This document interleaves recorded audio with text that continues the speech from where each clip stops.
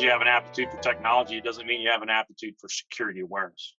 If there's one other sort of starting priority I'd like our listeners to hear today, it's that you really need to understand how bad, how serious, and how everywhere these malicious actors are.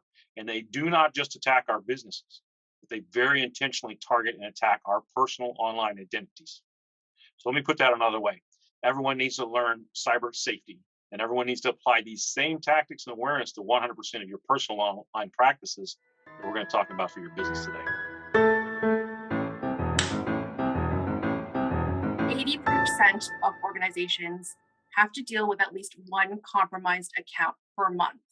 That's significant. I mean, that's a relatively high number. So they're dealing with their users compromising their own accounts. I mean, we can see this in the news daily.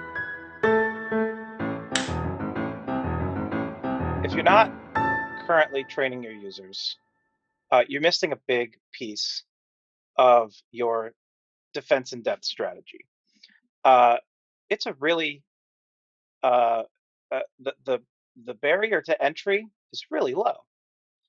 If you take somebody who hasn't had any training and you give them a little bit, that's a drastic improvement in risk reduction for your entire company. Now, the keywords, now Samantha said culture, 100%. It's not just about security awareness training.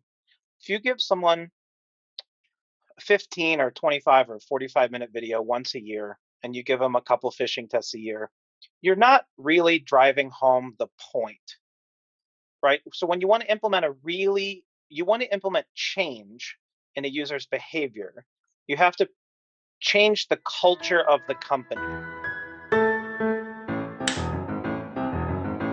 We're trying to make it simple. We're trying to show you how to get started with the top Cyber 21. And in our belief, this is number one.